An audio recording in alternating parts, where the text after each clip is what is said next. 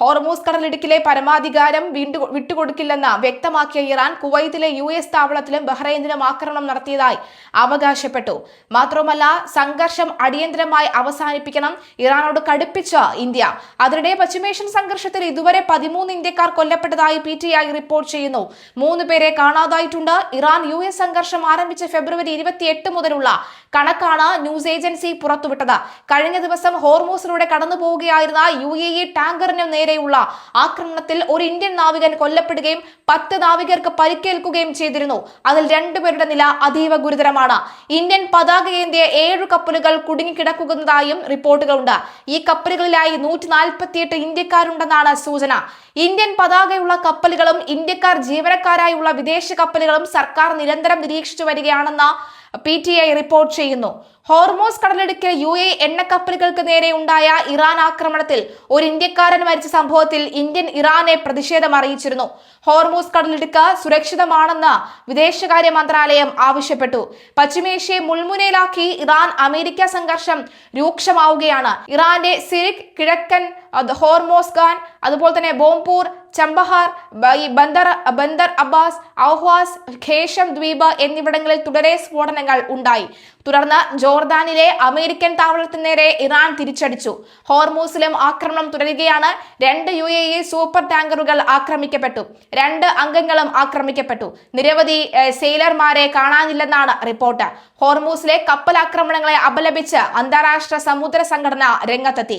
നിലവിലെ ആക്രമണങ്ങളിൽ ഗൾഫ് രാഷ്ട്രങ്ങളിൽ അസന്തുഷ്ടത തുടരുകയാണ്.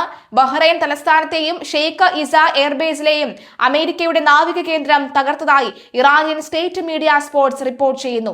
ബഹ്റൈനിൽ നിരന്തരം സൈറൺ മുഴങ്ങുകയാണ്. ഇറാന്റെ മിസൈലുകളും ഡ്രോണുകളും പ്രതിരോധിക്കുന്നതായി കുവൈത്ത് അറിയിച്ചു. ഇറാൻ ആക്രമണത്തെ തുടർന്നുണ്ടായ തീപിടുത്തം നിയന്ത്രണ വിധേയമാണെന്നും കുവൈത്ത് അറിയിച്ചു. അതേസമയം ഇറാനെതിരെ ആക്രമണം തുടരുമെന്ന നിലപാടിലാണ് ട്രംപ്.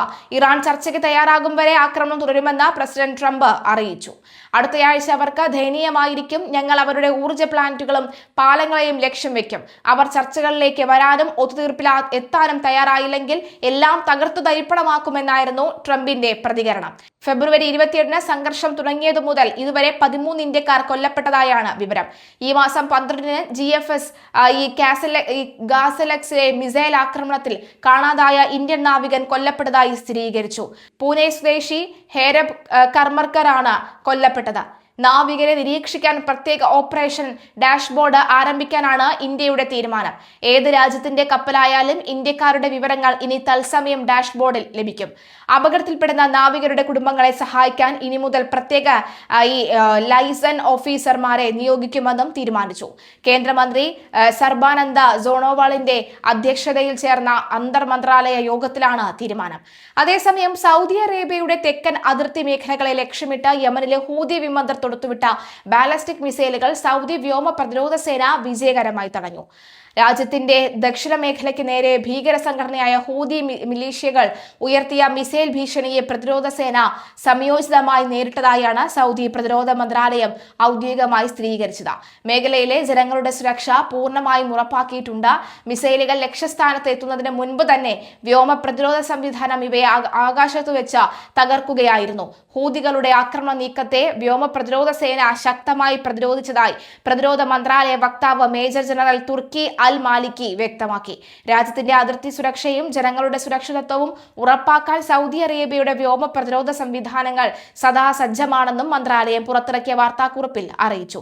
അതേസമയം മിസൈൽ ആക്രമണ പശ്ചാത്തലത്തിൽ മുൻകരുതൽ നടപടിയുടെ ഭാഗമായി അബഹ, നജ്റാൻ, ജീസാൻ എന്നീ വിമാനത്താവളങ്ങളുടെ പ്രവർത്തനം താൽക്കാലികമായി നിർത്തിവെച്ചതായും റിപ്പോർട്ടുകൾ ഉണ്ട്. അതേസമയം ഒരാൾ നിന്നെ കൊല്ലാൻ വരുന്നുണ്ടെങ്കിൽ നീ നേരത്തെ ഉണർന്ന് അയാളെ കൊന്നേക്കുക. ജൂതരുടെ താൽമഡ് അനുശാസനത്തിൽ പറയുന്ന കാര്യമാണിത്.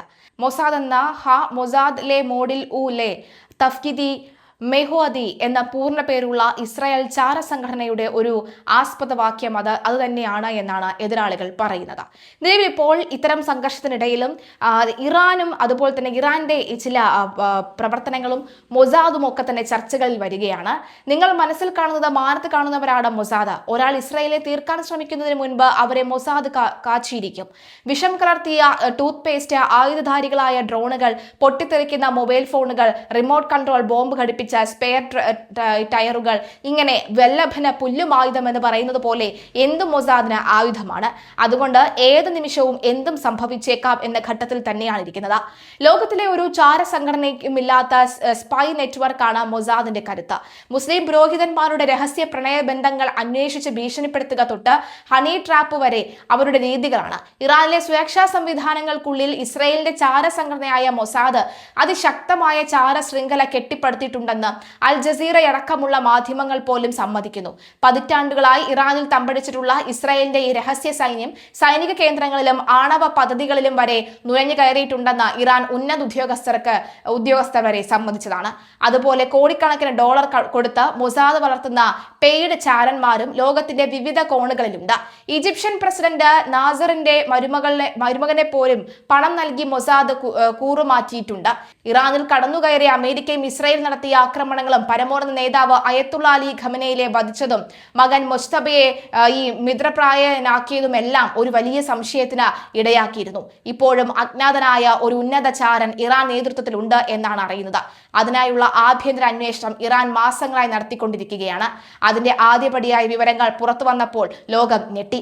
ഖമനയുടെ സന്തത സഹചാരിയായ മിലിറ്ററി കമാൻഡർ ഖുദ്സ് ഫോഴ്സ് തലവൻ ഇസ്മായിൽ ഖാനി ആയിരുന്നു ആ ചാരൻ.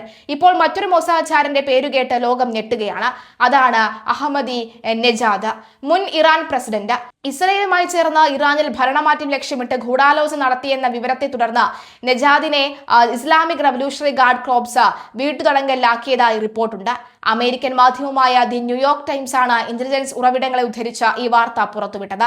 ഇറാനിലെ നിലവിലെ ഭരണകൂടത്തെ അട്ടിമറിച്ച് അഹമ്മദി നെജാദിനെ പുതിയ നേതാവായി പ്രതിഷ്ഠിക്കാൻ ഇസ്രായേൽ രഹസ്യാന്വേഷണ ഏജൻസിയായ മൊസാദ് ദീർഘകാലമായി പദ്ധതി ഇട്ടിരുന്നതായാണ് വെളിപ്പെടുത്തൽ. കടുത്ത ഇസ്രായേൽ വിരുദ്ധ നിലപാടുകളുടെ ഭാഗമായി കേരളത്തിലടക്കം ഹീറോയായ നേതാവാണ് നെജാദി. മലയാളി വാർത്ത plus, like, share and subscribe.